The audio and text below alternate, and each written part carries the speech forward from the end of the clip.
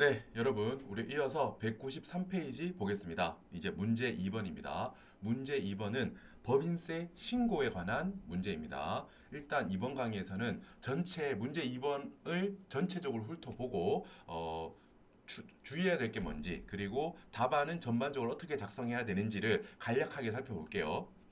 자, 문제 2번. 자, 24기 사업년도의 법인세 신고를 위한 다음의 조정계산서 등 답안 작성을 해라라는 거예요. 자, 세무조정 시 입금 산입 및 송금 산입을 상기하지 말고 소득금액 조정 합계표에 개별 건별로 표기하시오라고 되어 있습니다. 뭐 입금 산입이 100 나왔고 송금 산입이 70 나왔다. 그러면은 가산 조정이 하나, 차감 조정이 하나 이렇게 만약에 나왔다고 하면 이거를 합치면 효과는 플러스 30이잖아요. 이럴 때 플러스 30이라고 합쳐서 효과만 세무조정하지 말고 각각을 세무조정해라 이 말입니다. 서로 상계하지 말라는 겁니다. 합계표에 건별로 입금 산입 하나, 송금 산입 하나 이렇게 개별 건별로 표기하라라는 거고요.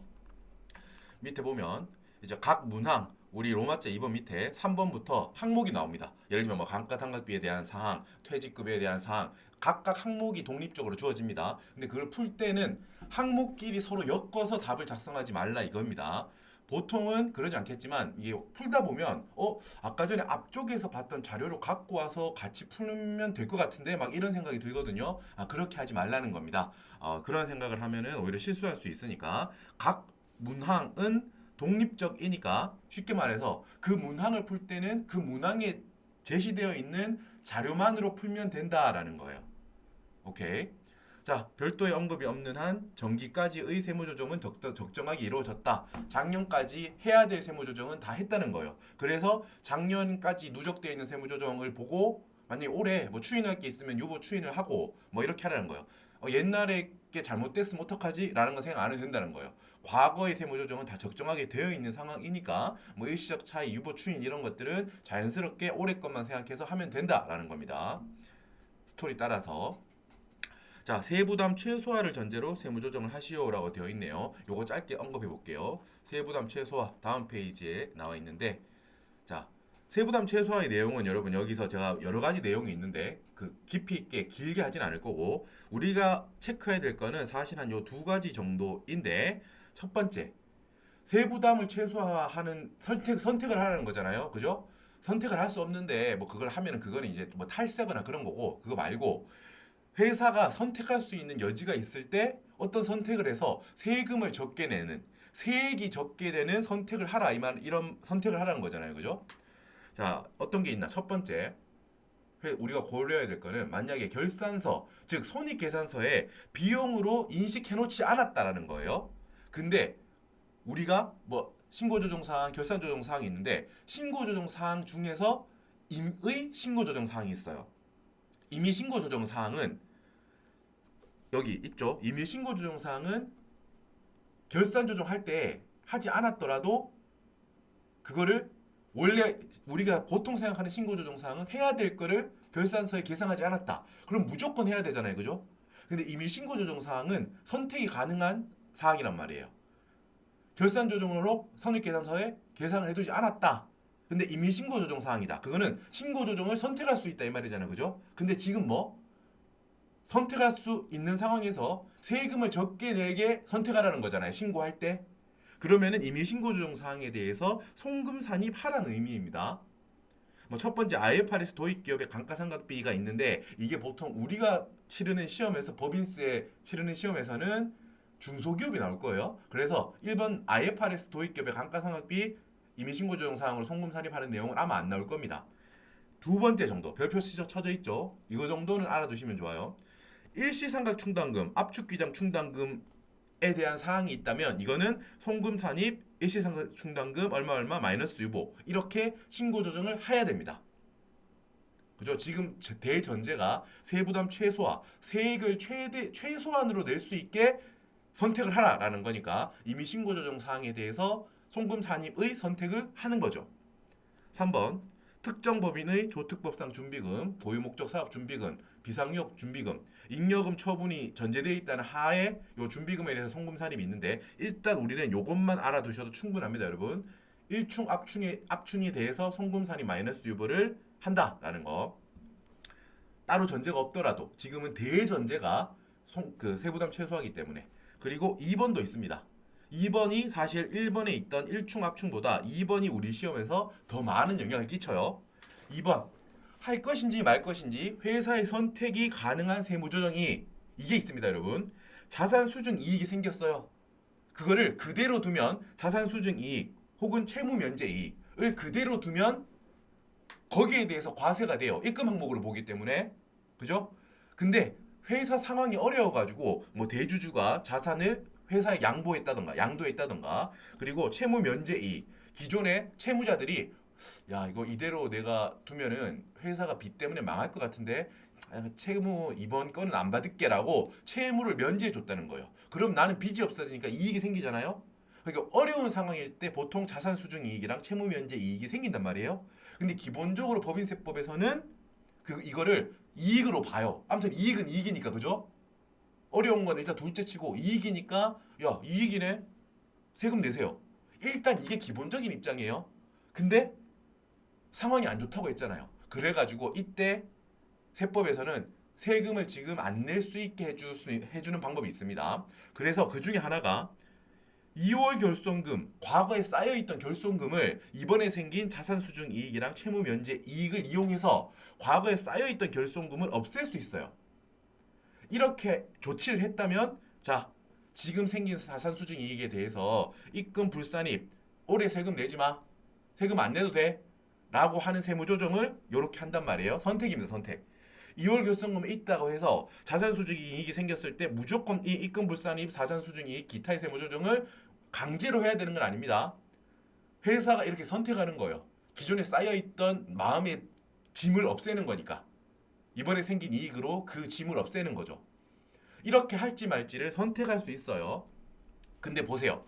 이게 문제에서 여러분 많은 경우에는 자산 수증 이익이 생겼다. 회사가 그래서 과거에 쌓여있던 2월 결손금을 충당하려고 마음을 먹었다. 이렇게 보통 많이 주어집니다. 근데 또 특정 회차를 보면 아무 말이 없어요. 그냥 자산 수증 이익이 생겼다라는 거예요. 그리고 2월 결손금은 있다고요. 존재하고 있어요. 그죠? 선택인데 선택했다는 말이 없어요. 자, 그렇다면 여러분 지금 우리 뭐 보고 있어요? 세부담 최소화를 하라고 했잖아요. 지금 신고할 때. 법인세 신고를 할 때 세금을 최대한 적게 내는 방향으로 만들어 봐라 이런 거잖아요. 그죠? 그러면은 이 전제를 적용하면 단 그 항목에서 지금 자산 수준 이익이 제시되어 있는 항목에서는 2월 결손금을 보전하는데 충당하는데 썼다는 표현이 없다고 하더라도 문제 전체에 대한 전제가 세부담을 적게 하는 선택을 하라는 거기 때문에 어떻게 해야겠어요? 개별 항목에서는 별도의 언급이 없더라도 입금 불산입 자산 수증 이 기타를 해야 됩니다.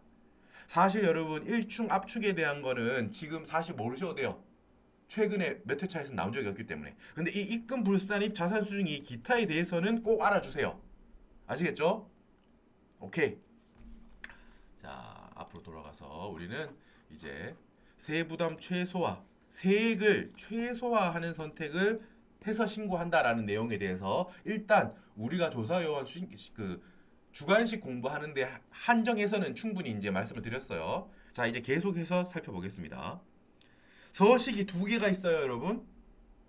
첫 번째 1번은 과표 및 세액조정 계산서 산출세액 115번까지만 작성하세요 라고 되어 있고 2번은 소득금액 조정 합계표 쓰고 합계량까지 꼭 작성하세요 라고 되어 있어요. 자, 여러분 순서 제시는 1번, 2번으로 되어 있죠. 하지만 우리가 풀 때는 무조건 뭐부터 해야 된다? 이건 당연한 겁니다, 여러분. 소득금액 조정 합계표부터 먼저 제가 퍼스트라고 했죠. 퍼스트 먼저 소득금액 조정 합계표를 작성해야 돼요. 이건 당연한 거예요. 하나하나 항목들을 다 항목을 보면서 가산 조정인지 차감 조정인지 다 적어요. 그럼 마지막에 합계가 나올 거 아닙니까? 숫자의 합계. 이 합계를 가지고 어디로 온다? 자, 여기로 오는 겁니다. 과표 및 세액 조정 계산서에서 당기순이익에다가 방금 전에 소득금액 조정 합계표 상의 가산 조정은 더하고 차감 조정은 빼서 과표를 찾아내는 거예요. 그러니까 당연히 소득금액 조정 합계표부터 만들고 나서 이어서 과표 및 세액 조정 계산서를 해야겠죠? 자, 됐습니다. 자, 이따가 서식은 뒤에서 지금 바로 보시죠. 뒤쪽에 몇 페이지를 가다 보면 여러분, 자, 몇 쪽이죠? 여러분들 보세요. 여기 198페이지로 좀 넘겨보세요. 자, 소득 금액 조정 합계표가 이렇게 있습니다. 이거부터 한다고요, 그죠? 그래서 왼편에 입금 산입 및 송금 불산입, 왼편에 적는 게 뭡니까, 여러분? 가산 조정이에요. 당기 순이익에 미치는 효과가 플러스 1 애들. 입금 산입 이익이 더해져요. 송금 불산입 비용이 부인돼요. 그죠? 이건 두 효과 다 당기 순이익이 커지는 효과를 주죠. 소득 금액이 커지는 효과를 준다고요. 똑같아요. 오케이. 둘 다 같은 겁니다. 그리고 옆에는 뭡니까? 차감 조정은 뭐예요? 송금 산입 및 입금 불산입. 이거는 같은 거예요. 송금 산입. 비용이 더해져요. 비용이 커져요. 입금 불산입. 뭐예요? 이익이 되는 금액이 줄어들어요. 수익이 줄어드는 거라고. 즉 소득 금액에 미치는 효과가 똑같아요. 둘 다 소득 금액에 미치는 효과가 마이너스예요. 됐죠? 플러스 마이너스를 소득 금액 조정 합계표 상에서 우리가 풀면서 하나하나 다 적습니다. 과목 예를 들면 법인세 비용, 금액 뭐 얼마, 소득 처분, 기타 사유 유출 이런 식으로 쭉 다 적어요. 그러면 금액란이 이렇게 누적이 되겠죠? 금액란에 마지막에 합계가 이렇게 적힌다고요. 가산 조정의 합계, 차감 조정의 합계 다 나왔죠? 그럼 이 각각의 합계들을 어디로 갖고 올려야 합니까? 일단 예를 들어서 가산 조정의 합계를 갖고 위로 이렇게 쭉 가보세요.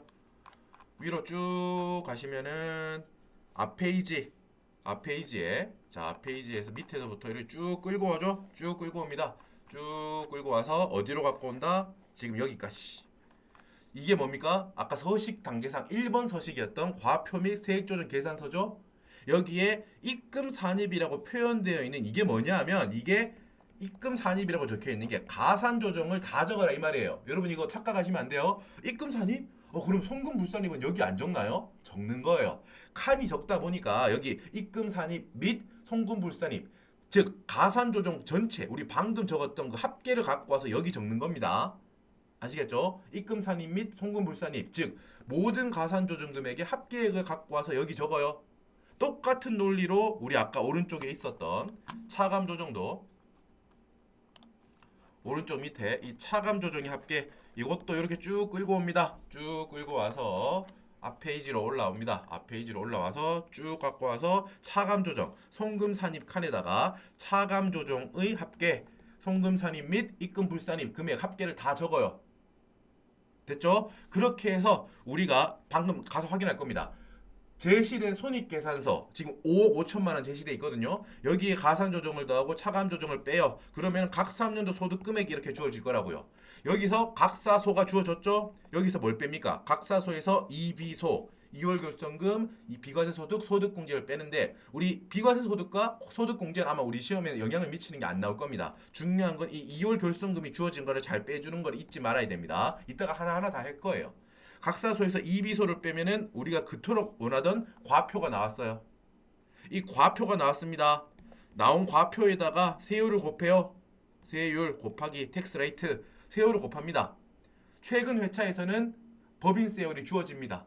이게 2023년 상반기, 22년 하반기까지는 법인세 세율이 주어지지 않았기 때문에 2억까지는 그때는 10%였어요. 200억까지는 20%. 요걸 외웠어야 되는데 23년도부터는 제시되어 개정된 걸로 제시됩니다. 24년도 상반기를 미뤄 추측컨대 2억까지는 9%, 200억까지는 19% 이렇게 2억을 분기로 2억까지는 9%, 2억 넘어서는 부분은 19% 주어질 거예요. 그 세율을 이용해서 과표에다가 세율을 곱하면 산출세액이 나오죠. 아까 전에 여러분 몇 번까지 작성하라고 했어요? 몇 번? 그죠? 115번인 산출세까지 작성하라고 했죠? 여기까지 작성하는 겁니다. 여기까지. 오케이. 작성의 전체 흐름은 확인했습니다. 이제 문제를 조금 더 살펴볼게요. 다 했습니다.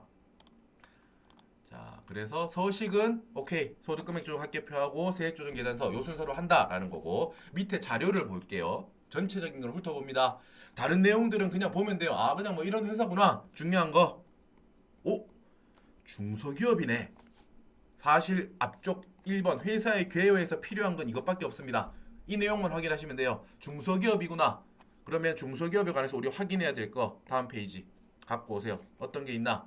중소기업에 대한 특례가 지금 제가 다 정리해놨거든요. 이거를 제가 하나씩 풀면서 각 항목들에 필요한 게 나타날 때마다 다 설명을 개별적으로 드릴 거예요. 근데 여기 다 정리가 되어 있는 걸 한번 같이 봅시다. 중소기업한테만 주는 특례예요. 중소기업은 아무래도 영세한 경우니까 다른 상대적인 큰 기업에 비해서 세법적으로 많은 혜택을 줍니다. 자, 1번 접대비. 우리 24년부터는 뭐라고 부른다고요? 기업 업무 추진비라고 불러요. 그 접대비, 기업 업무 추진비의 기본 한도가 자, 중소기업이 아니면은 기본 한도가 1,200인데 중소기업은 3,600으로 줍니다. 이따가 풀면서 볼 겁니다. 우리 기업 업무 추진비 한도 체크하는 거. 금액이 다르다. 금액을 많이 준다. 그리고 2번 손익의 귀소 시기. 이것도 중요하죠. 이것도 많이 출제되는 겁니다. 장기 할부 판매를 했을 때 여러분, 장기 할부 판매는 원칙적으로 명목가액으로 하는 게 세법의 원칙이에요. 그죠? 명목가액이고 인도 기준으로. 장기 할부 판매더라도 단기 할부 판매하기 똑같아요. 원칙적으로. 물건을 넘기고 그 시점에 매출 손익을 인식하고 금액은 전체 금액, 명목가액, 판매하는 전체 금액으로 인식하는 게 원칙인데 기업 회계 기준을 존중해서 예외적으로 기업 회계 기준에서는 장기 할부 판매를 현재 가치로 하잖아요. 그거를 장부에 계상했다면 세법에서도 오케이 인정할게. 그죠? 예외 2번은 기업 회계 기준에 따른 건 아니지만 회수 기일 도래 기준 받기로 한 약속한 날 있죠? 그 약속한 날에 돌아왔을 때 인식하기로 했다. 그렇게 해도 인정해요. 여기까지는 중소기업하고 상관없는 거예요. 중소기업이 아니어도 기본적인 세법의 입장입니다. 근데 여기 예외 3번. 이게 중소기업에 대한 특례입니다. 중소기업은 예외 2번에서처럼 회수기일 도래 기준으로 장부에 계상을 하지 않았다고 하더라도 회수기일 도래 기준을 맞춰가지고 신고 조정, 법인세 신고할 때 회수기일 도래 기준으로 신고할 수 있어요. 고쳐서 신고할 수 있다고요. 됐죠? 여러분 지금 일단 요 내용만 확인합시다. 지금 사실 이걸 숫자까지 다 봐야지 잘 와닿으실 거예요. 그래서 뒤에 각 항목을 보면 지금 아까 전에 접대비도 그렇고요. 이 장기 할부 판매도 우리 객관식에서도 나왔던 내용이에요. 그리고 이 주관식에서도 실제로 세무조정하는 게 나와요. 그거를 보면은 더 잘 와닿으실 거예요.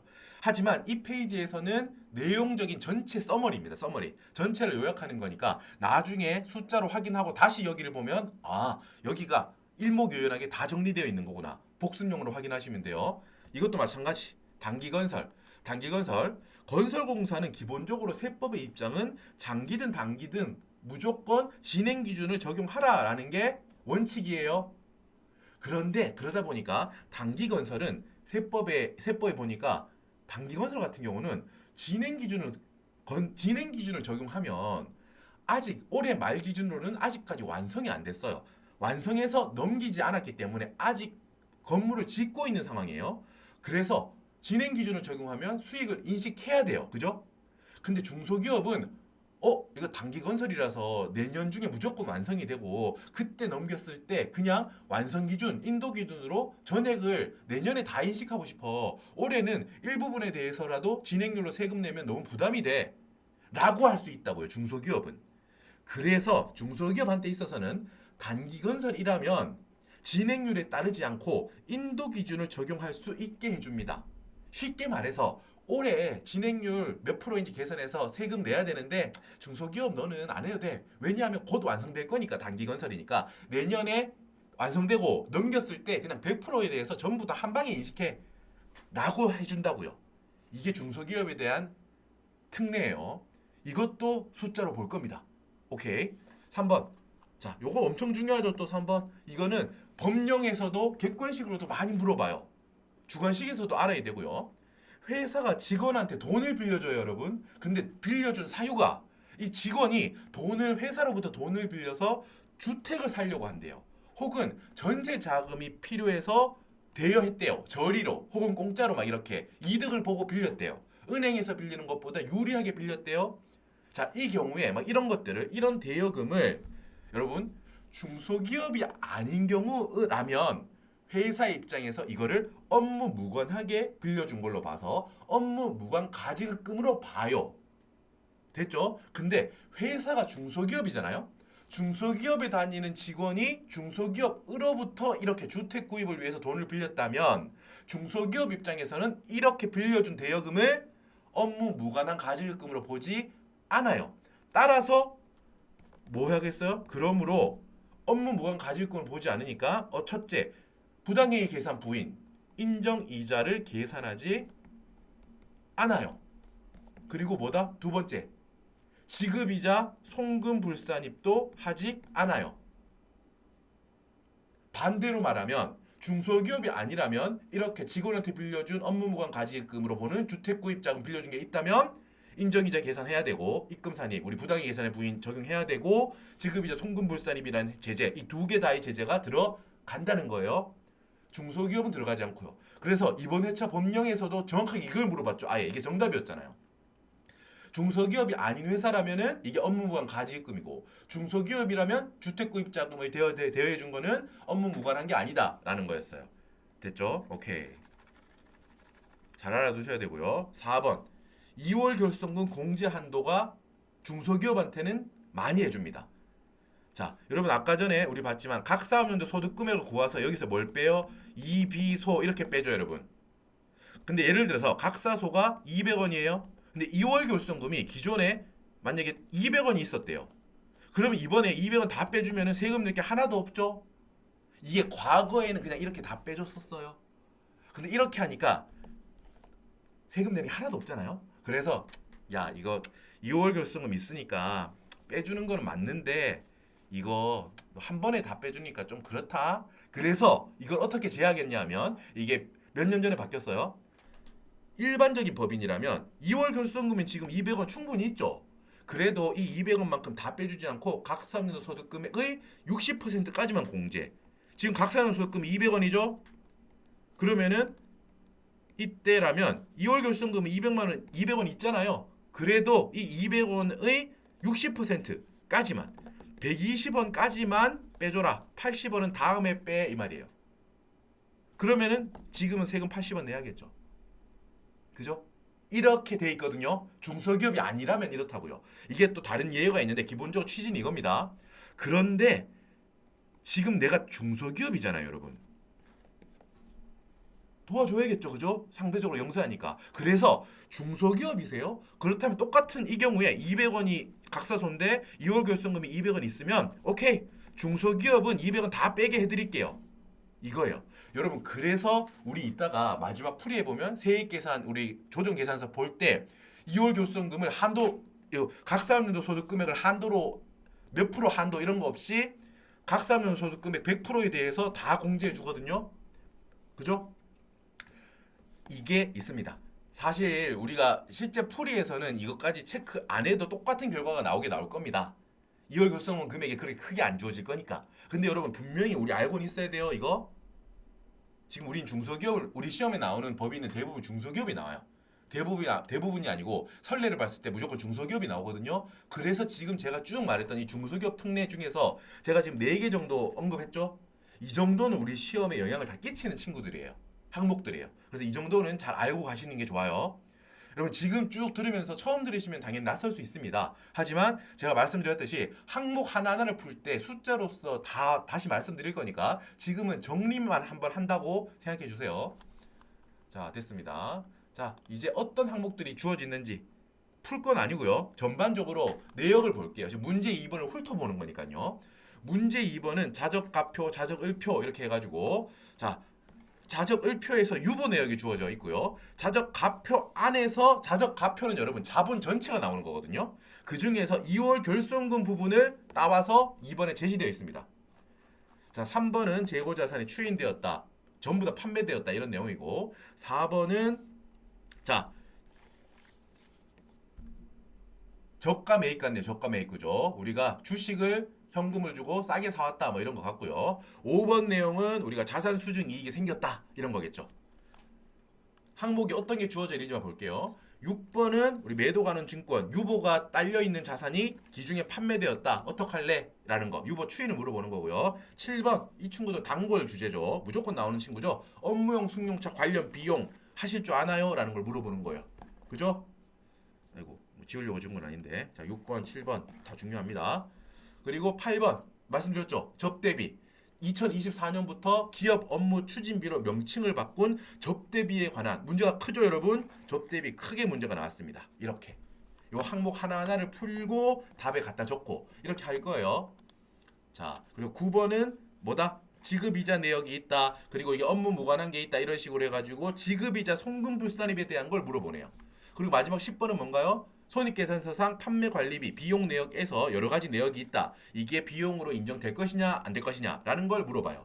그리고 마지막에 말씀드렸죠. 최근엔 이렇게 친절하게 주어집니다. 세월 구간 200억 초과, 뭐 3천억 초과 다 있는데 우리한테 필요한 부분. 우리가 여러분 과표가 200억 초과하게 안 나올 겁니다. 몇 억 뭐 이런 식으로 나올 거예요. 과표가 다 계산해 봤을 때. 기껏해야 뭐 10m, 20m 해봐야 그렇게 나올 겁니다. 막 몇 천억이 나오진 않을 거예요. 우리가 치르는 시험에서 이 정도만 해도 충분하기 때문에 자 그래서 필요한 구간만 출제자께서 주어주시네요. 2023년도부터는 2억까지는 9%, 2억 초과 200억 이하는 19%를 적용한다. 그래서 아까 말씀드렸듯이 우리가 과표를 찾아냈으면 과표에다가 2억까지는 9%, 2억 초과 분에 대해서는 19%를 곱해서 산출세액을 찾아내면 된다라는 말씀을 드렸었어요. 서식은 아까 우리 다 확인했습니다. 어떤 순서로 할지 확인했고 자 이제 풀이 직전인데 어떤 식으로 할 거냐면 여러분 보세요. 자 문항이 있죠? 문항이 있습니다. 여기 대해서 강의를 할 거예요. 하고 나서 뒤쪽으로 돌아가서 뒤쪽으로 쭉 필요한 설명을 하고 나서 이렇게 적을 거예요. 여러분 보세요. 소득금액 조정 합계표 하나 풀고 나서 바로 같이 적어 볼 거예요. 연습하는 겁니다. 여러분. 제 워크북의 이게 특징이죠. 파고 바로 연습할 거예요. 그러고 나서 이런 식으로 쭉 누적적으로 쌓아갑니다. 또 문제가 있죠? 공부하고 나서요. 필요한 내용 하고 나서 이론 정리 쭉 하고 나서 또 필요한 부분 이렇게 적는 거예요, 여러분. 그죠? 앞번호까지는 다시 검은색으로 색깔이 바뀌고 이번 풀이하는 과정 이 문항에 대해서만 색깔을 넣어가지고 이렇게 풀 거라고요. 자, 이런 식으로 누적을 합니다. 이런 식으로 쭉 누적을 해 가서 자, 그죠? 이런 식으로 누적하고 있죠, 여러분? 이런 식으로 물음 하나 풀고 적고 기존에 있던 거는 까만색, 이번에 푸는 거는 다른 색깔 넣어가지고 컬러 쭉 해가지고 풀고요. 자, 끝나갈 것 같아요. 잠깐만요. 이런 식으로 마지막에 풀었다. 자, 공부 여러분도 최대한 여러분 공부할 때 편하시게 하는 겁니다. 자, 이렇게 했죠? 그러면은 이제 다 나온 거예요, 여러분. 마지막 최종적으로 모든 것들이 누적되어서 합계액이 주어지죠. 합계액을 우린 찾은 거예요, 결국. 합계액 찾았죠? 합계액 찾고 나서 이 합계액을 가지고 여기 그대로 갖다 적죠. 그래서 마지막으로 과세표준 및 세액조정 계산서를 훑어가는 거예요. 쭉 이어갈 겁니다. 2월 결손을 빼면서 115번까지 풀어야 하는 걸로. 할 겁니다. 처음 여러분 주관식 공부하시는 분들, 특히 법인세 같은 경우 엄청 낯설어 하십니다. 처음 혹시 아직 낯선 분들은 이제 제가 이번에 강의할 때 충분히 이제 해설을 충분히 하면서 답안 서식까지 같이 작성해 볼 거니까 처음 하시는 분들은 제 강의 들으면서 복습 열심히 하시면은 충분히 합격할 수 있는 수준까지 올라오실 수 있을 거예요. 자, 여러분 수고 많으셨고 이제 전체적인 리뷰가 끝났습니다. 답안 작성 요령까지 쉬시고 이제 문제 2번을 본격적으로 문항 하나씩 돌파해 보시죠. 고생하셨습니다.